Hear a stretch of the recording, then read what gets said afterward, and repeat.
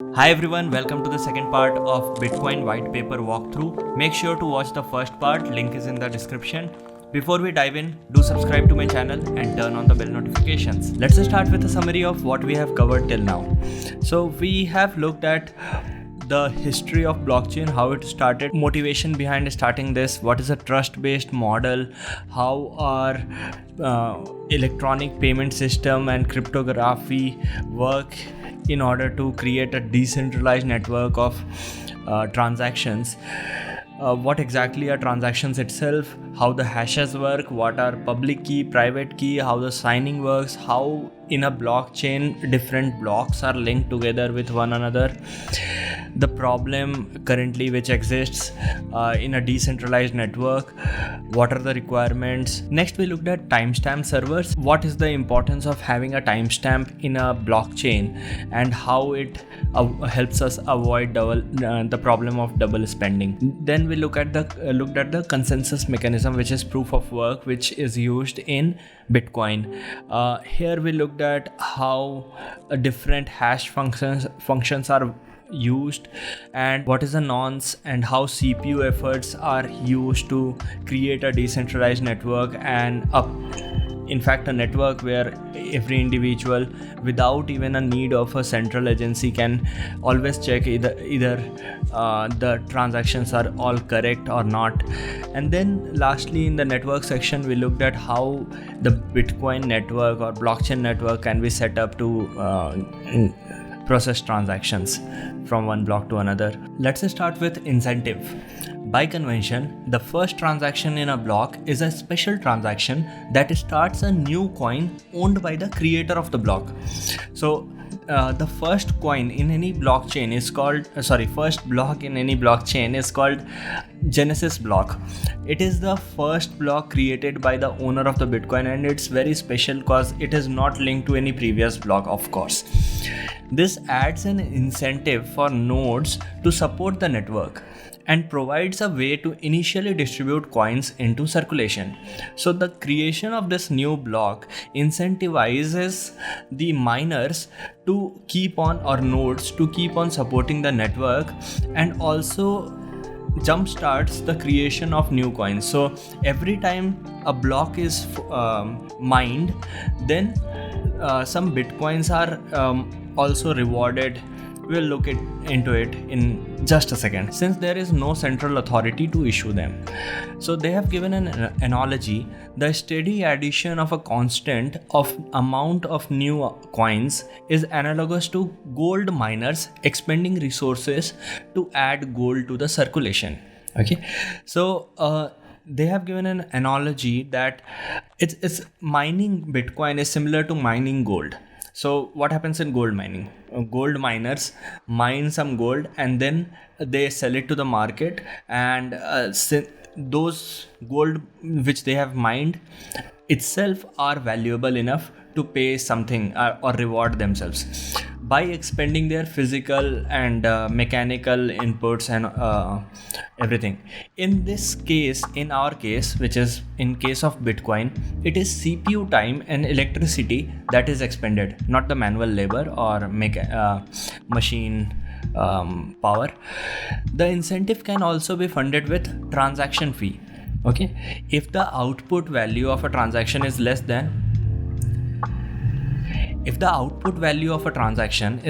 its input value, the difference is a transaction fee that is added to the incentive value of block containing the transaction. Okay, cool. I have a slide prepared, just hold on a second. Once a predetermined number of coins have entered the circulation, the incentive can transition entirely to transaction fee and be completely inflation free.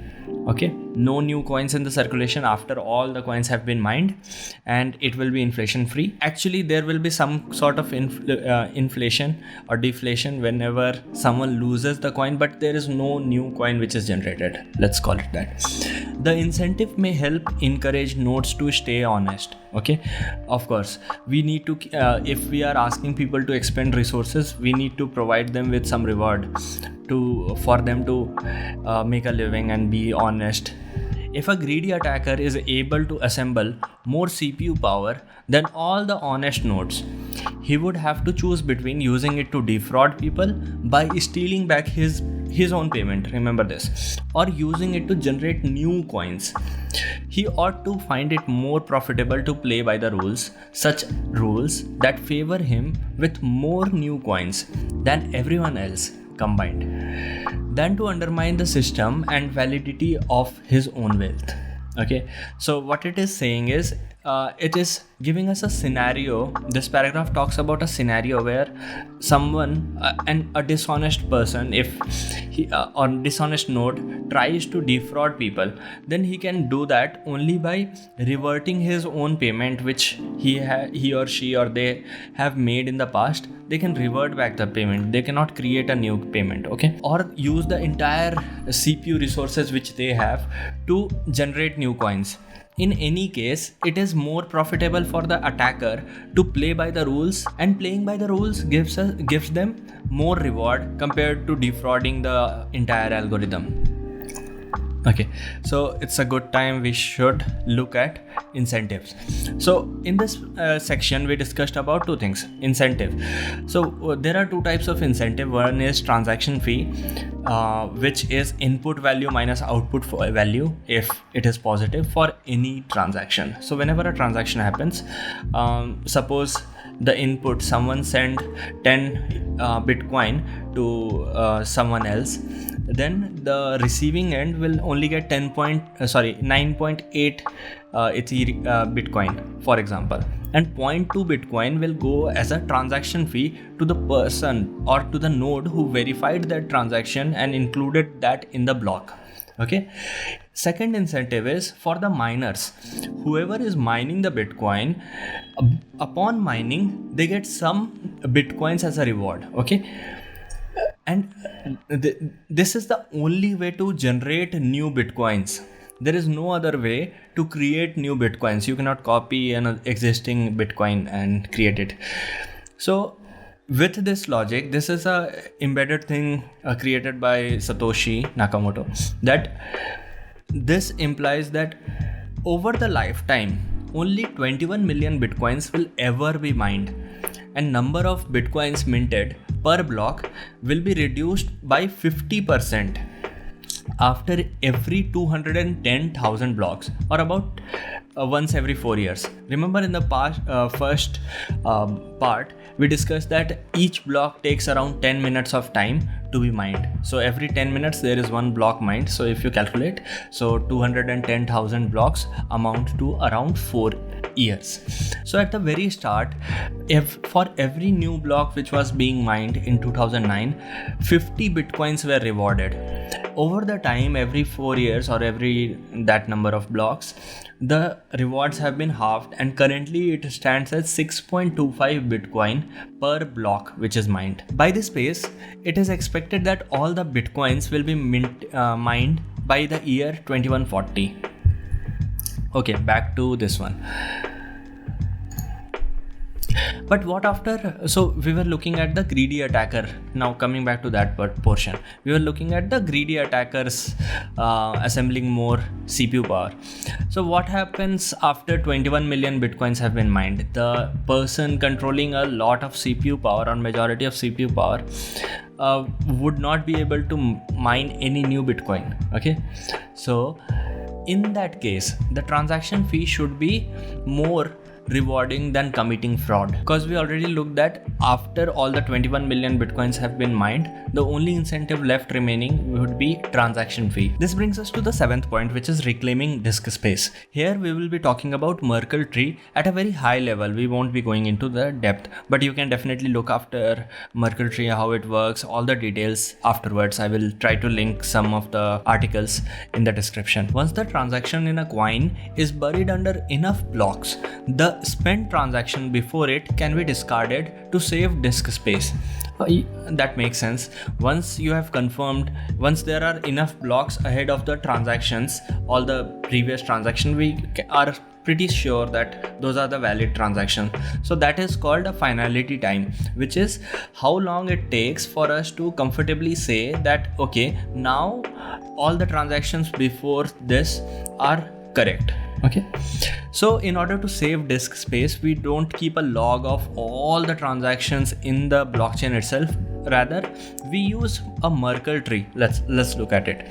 To facilitate this without breaking the block's hash, transactions are hashed in a Merkle tree, okay, with only the root included in the block's hash. A lot of transactions, we club them together and just keep one hash for the entire thing, which is root hash. So how is it happens is, suppose there are 4 transactions, transaction 0, 1, 2, 3, and so we hash all these transactions to create their respective hash. Now we club these 2 hashes and these 2 hashes to find another hash, and again these 2 hashes are combined to create another root hash. So we keep on, suppose there were more transactions over here, we would have still combined them, and we would have kept it combining until we came up with just one root hash. Old blocks can then be compacted by stubbing off branches of the tree. The interior hashes do not need to be stored. So by this point, as you might be knowing, that hash function has a very special characteristic, that even a small change in the data can lead to a very different hash altogether. So suppose we have a Merkle tree. Let me just draw it quickly for you. Okay, just one more. Okay, yeah, and yeah, so we arrive at root hash. This is the root hash. Okay, these are all the transactions and their hashes. Then these 2 hashes are hashed together to form one another hash, and then another hash. Similarly, we do this until we reach just one hash. What happens in an odd scenario? We duplicate all those things. That's what I was talking about. You can look it up afterwards. Now, if we change even slightly the last hash, all in the entire tree will fail, because a very small change can lead to a very large hash, a very different hash function or hash. Okay, this paragraph talks about the storage component. So a block header with 0 transaction would be around 80 bytes. If we suppose blocks are generated every 10 minutes, 80 bytes times 6, or every hour times 24 hours times 365, or in 1 year, 4.2 MB of data would be required with 0 transactions. Remember this. With computer systems typically selling with 2 GB of RAM as of 2008, so this paper was released during that time, and Moore's law predicting current growth of 1.2 GB per year, storage should not be a problem even if the block headers kept in memory. So even if the entire block is kept in the memory, it's saying that our technological advancement is happening at such a fast pace that storage won't be a problem. Simplified payment verification, 8th point. It is possible to verify payments without running full network node. A user only needs to keep a copy of the block headers of the longest proof of work chain. Correct? So from the previous points, we can say that okay, only the Merkle root is being stored in the longest proof of chain, which he can get by querying network nodes until he is convinced that he has the longest chain. Yeah, he can check in the node if he or she has the longest node, longest running blockchain, and obtain the Merkle branch linking the transaction to the block it is timestamped in.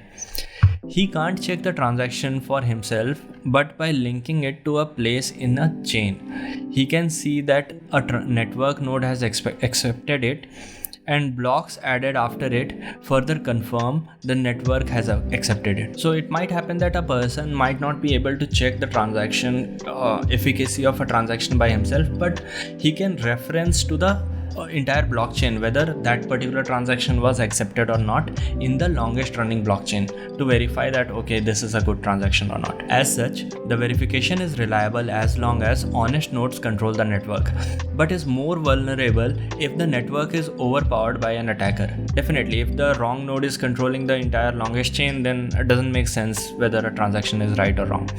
While network nodes can verify transactions for themselves, the simplified method can be fooled by an attacker's fabricated transaction for as long as the attacker can continue to overpower the network. Correct? As long as the attacker can overpower the entire network, then we won't be able to say whether the transaction is right or wrong, because he, with his overpowering CPU power, he is creating new chains, and since he is able to create the longest chain, or he or she or they are able to create the longest chain, people will accept the longest chain. As we looked in the part 1, the only criteria for nodes to accept any chain is that they always look for the longest chain. They don't go on verifying all the past blocks. One strategy to protect against this would be to accept alerts from network nodes when they detect an invalid block, prompting the user's software to download the full block and alerted transactions to confirm the inconsistency. Yes, whenever a block is found to be fraudulent, the network can send a pop-up or alert to every individual that this particular transaction was found fraud. Businesses that receive frequent payments will probably still want to run their own nodes for a more independent security and quicker verification. Point number 9, combining and splitting value. Although it would be possible to handle coins individually, it would be unwieldy to make a separate transaction for every cent in a transfer.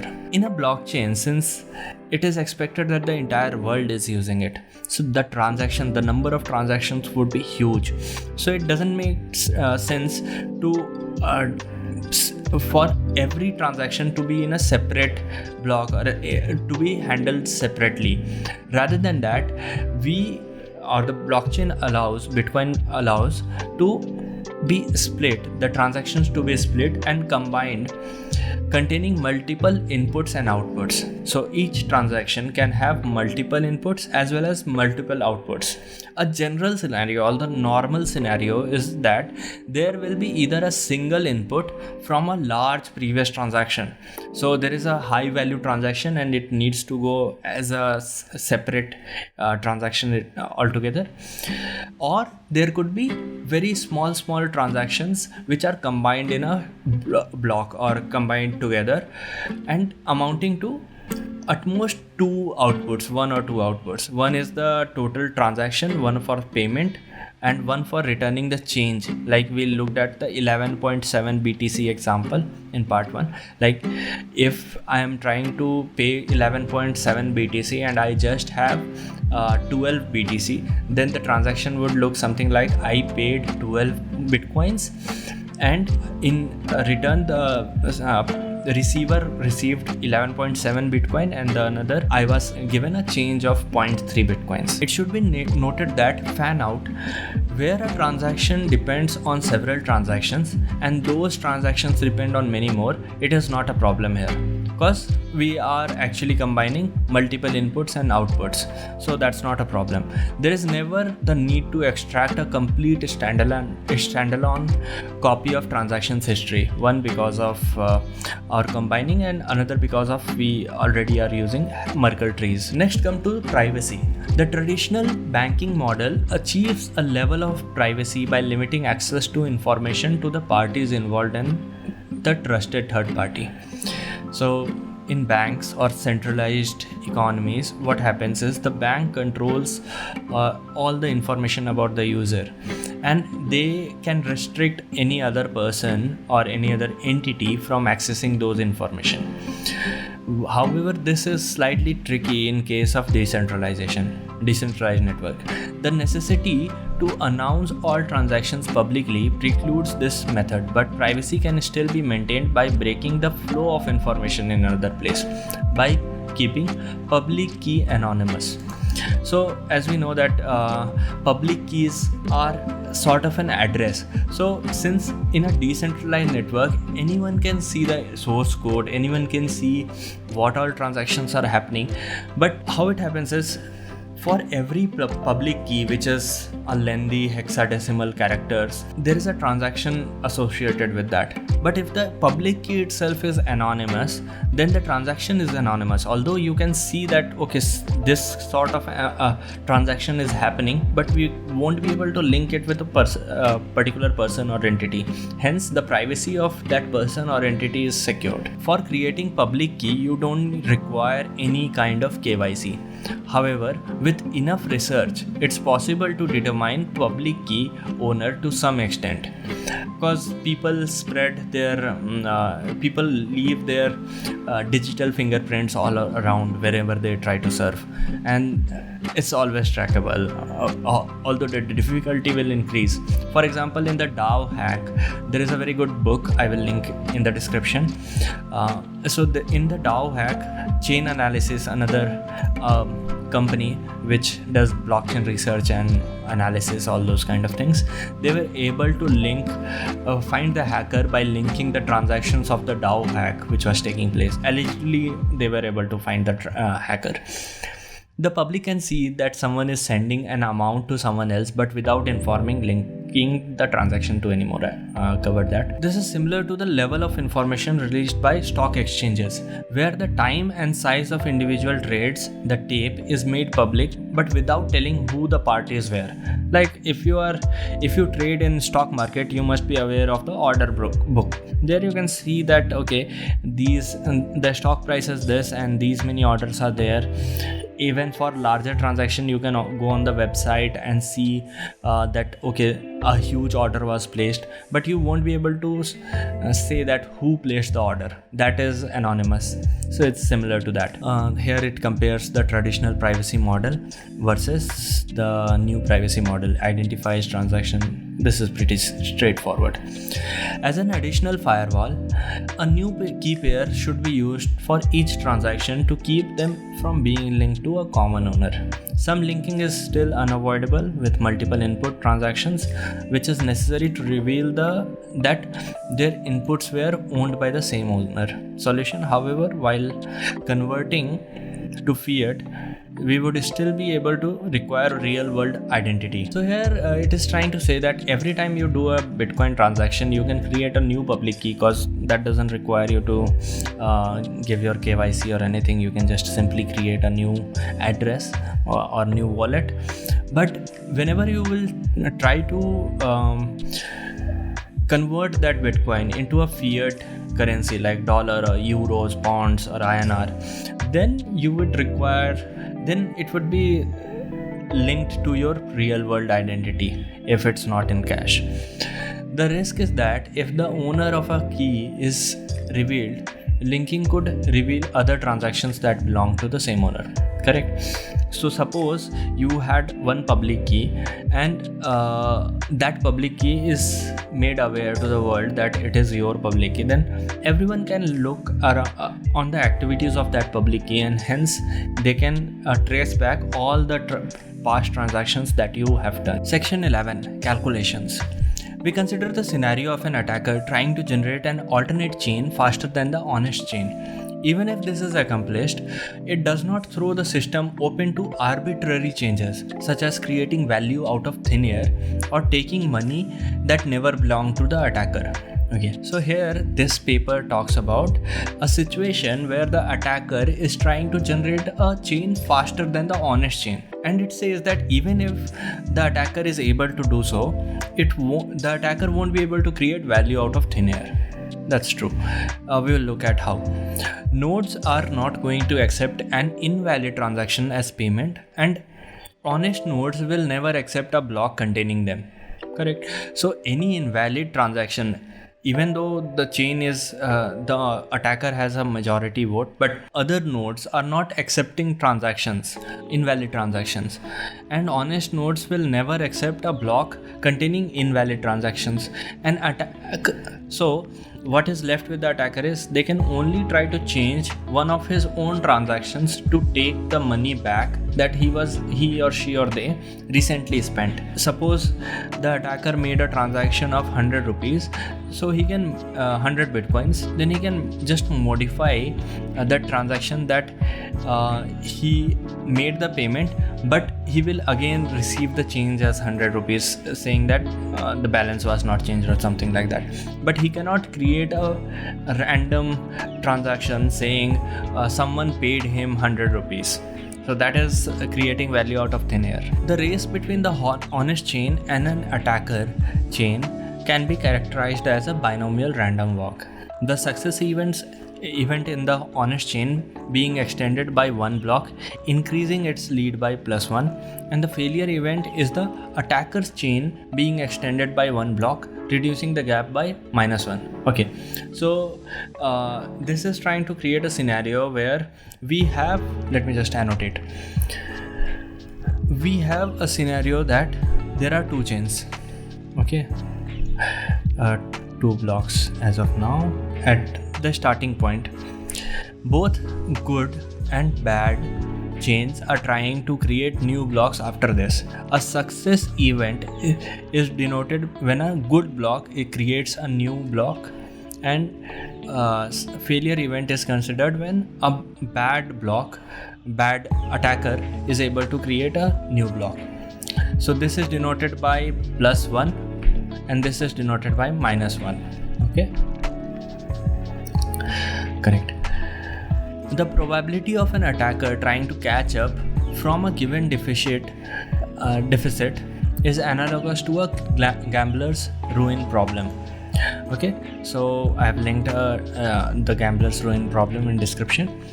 Suppose a gambler with unlimited credit starts at a deficit and plays potentially an infinite number of trials to try to reach break even.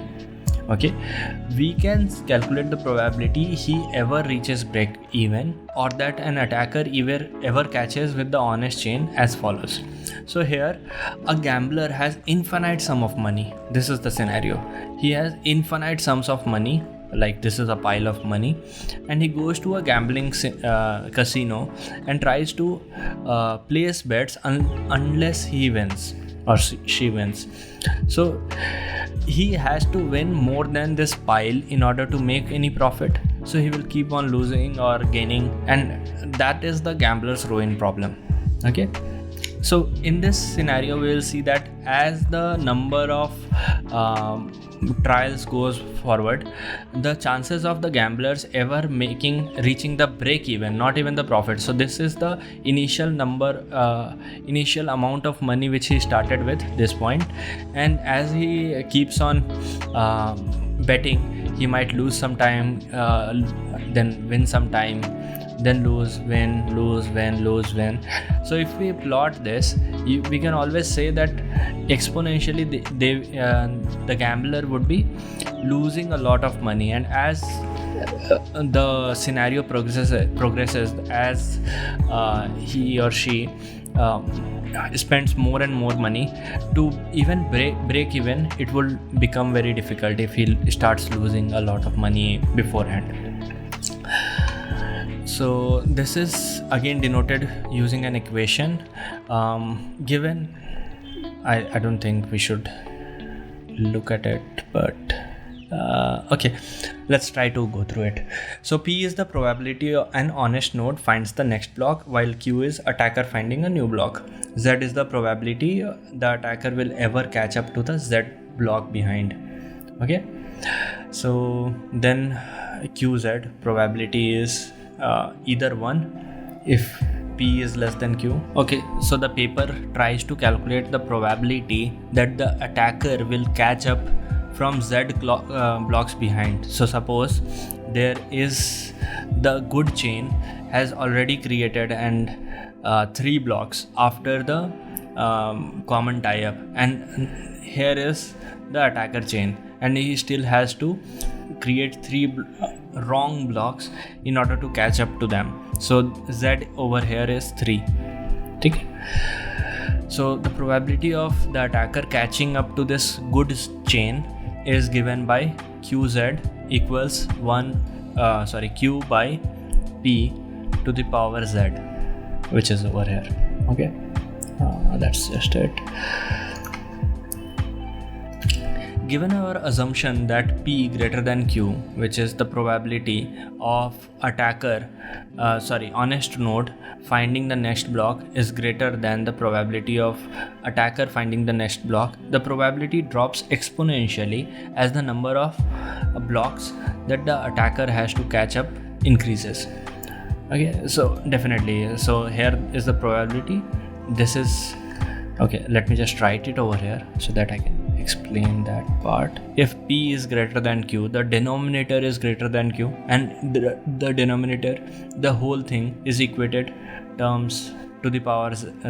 So it says that as soon as the p increases, the probability increases further, the attacker ever finding, which is his probability, drops down exponentially. So with increase in probability of honest node, the attacker's probability decreases exponentially. With the odds against him, if he doesn't make a lucky lunge forward early on, his chances become vanishingly small as he falls further behind. So if in the very beginning the attacker is not able to surpass the honest chain, his probability of winning the node decreases. So that is how we now consider how long the recipient of the new transaction needs to wait before sufficiently being certain that the sender can't change the transaction. So we have looked at a scenario where an attacker, let me just draw,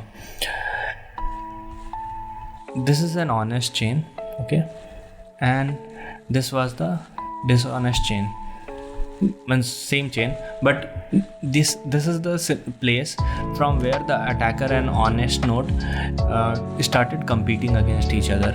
So as the honest chain makes more and more blocks ahead of this, and as the attacker is left behind, suppose right now in this scenario attacker is left behind by 3 blocks, okay, then now 4 blocks, then 5 blocks. So honest chain is ahead of the attacker by 5 blocks. As this number of blocks increases, the probability decreases exponentially, and we can say after a point the probability is so low that we can be certain that okay, now the attacker won't be able to catch up, and this is the final block, or this is the honest, and this is the correct block, or this is the correct chain, this one, and not this one, okay. So these number of blocks, the time it takes to create these blocks, n number of blocks, which makes us pretty certain that okay, no new blocks, so pretty certain that this is not an attacker, this is an honest node. That time which it takes to create these many blocks is called finality time, which I already discussed previously. Okay, we assume the sender is an attacker who wants to make the recipient believe he paid him for a while, then switch it back to pay to himself after some time has passed. Okay, the receiver will be alerted when that happens, but the sender hopes it will be too late. Okay, so even after certain time, even after the receiver knows that this transaction is fraudulent, since other people have already created it, it will be the sender thinks that the attacker thinks that people would be certain that no wrong thing was given in the block, and they will be certain. So the attacker hopes that it will be too late for the other people to find their hidden malicious block or malicious transaction, something like that. The receiver generates a new key pair and gives the public key to the sender shortly before signing. This prevents the sender from preparing for a chain of blocks ahead of time by working on it continuously until he is lucky enough to get far ahead, then executing the transaction at that moment. Once the transaction is sent, the dishonest sender starts working in secret on a parallel chain containing an alternate version of his transaction. So the receiver, whoever is receiving the money, generates a fresh public key and gives it to the attacker or dishonest node, which he doesn't know that one is dishonest. Once the transaction is finalized, the dishonest sender starts working in secret. So the sender was at the attacker. He starts working on reverting the changes before that transaction is finalized on the blockchain, before the transaction that he has already paid is finalized on the transaction. Okay, let's try to visualize this scenario. So as soon as the transaction is sent, as soon as the transaction is sent, the dishonest node, what is attacker, let's call it attacker, sends money to someone, person B. Okay, so this is registered on the blockchain. Now what the attacker will try to do is to revert back these changes before this transaction is finalized, before this happens, a certain time, the scenario we discussed just before this. Okay, so he will create another transaction, A receives 100, same amount, so that the transaction is nullified. So he only has some fixed amount of time before this transaction is certified, or people are certain that this is a true transaction using that probability curve, that the time after a certain time the probability of a certain transaction being false is very low. The recipient waits until the transaction has been added to a block and Z blocks have been added linked after it, again to achieve finality. He doesn't know the exact amount of progress the attacker has made, but assuming the honest blocks took the average expected time per block, attacker's potential progress will be a Poisson distribution. So a Poisson distribution shows how many times an event is likely to occur over a specified time period. The expected value is lambda, parameter lambda, which controls the shape of the distribution. Higher lambda means higher expected value and higher variance. So let me show you. So the lambda has this kind of an effect. So this red line denotes lambda equals 1, this green line lambda equals 4, and the black line lambda equals 10. To get the probability of the attacker still could catch up, we multiply the Poisson density for each amount of progress he could have made by the probability he could catch up from that point. Okay, this equation rearranging to avoid summing the infinite tail. Taking limits and then converting it to code. This is just to show that as the probability, as Q decreases with increasing Z or increasing number of blocks, the probability of attacker catching up reduces exponentially, which we can see using this equation. That was a dense section. Now the final one, conclusion. We have proposed a system of electronic transactions without relying on trust on a centralized third party. Rather, this is a decentralized mechanism in which we can be sure that the code takes care and code treats everyone as same. We started with the usual framework of coins made from digital signatures, which provides a strong control of ownership, but is incomplete without a way to prevent double spending. To solve this, we proposed a peer-to-peer network using proof of work to record a public history of transactions that quickly becomes computationally impractical for an attacker to change if honest nodes control majority of the CPU power. Correct. So we started with digital signatures, and then we tried to prevent double spending. We figured out a way.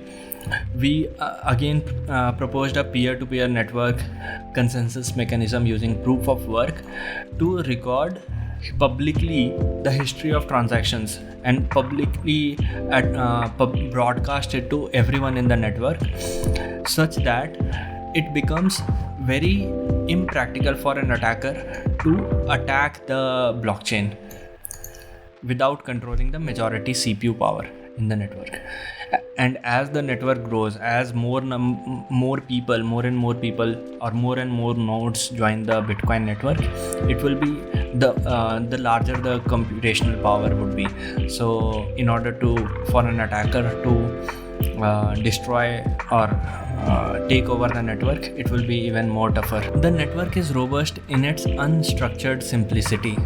Nodes work all at once with little coordination, that they don't need to rely on each other. They just work independently following a specified set of instructions or rules, and they are good to go. They do not need to be identified, since messages are not routed to any particular place and only need to be delivered on a best effort basis.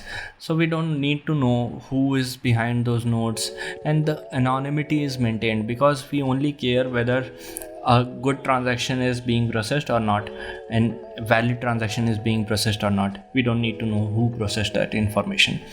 Nodes can leave and rejoin the network at will, since it's not dependent on one node. A single node can leave and then again join all the network, and accepting the proof of work chain as proof of what happened while they were gone. So they can leave at any time and other nodes will take care of their work, and when they come back on rejoin, they can just start with the longest chain again. They vote with their CPU power, expressing their acceptance of a valid block by working on extending them, and rejecting invalid blocks by refusing to work on them. Correct. So they don't work on invalid blocks and work only on the valid blocks, and valid blocks are determined by the vote, and vote is given by basis CPU power. More CPU power, more voting power. Any needed rules and incentives can be enforced with this consensus mechanism. That's it. We have gone through one of the most revolutionary research documents of this generation, I think. This is the genesis of all blockchains, and a lot has changed since then. A lot of new blockchains have come up, new consensus mechanisms have come up, and people are generating new and new methods to even further optimize the system. But this is the genesis, this is how it all started, and I hope you understood it, and I hope that I was able to explain it in such a way that you won't be needing to again go through on your own. But feel free to do so. I will try to link all the research which I have done and my notes in the description. And thank you so much for watching till now. Please like the video, and if you like the video, just hit the like button, subscribe to my channel, and I will be coming up with next white paper pretty soon. And sorry for having such a lengthy video, but thanks so much if you have watched till now. I'll see you next time. Thank you. Bye bye.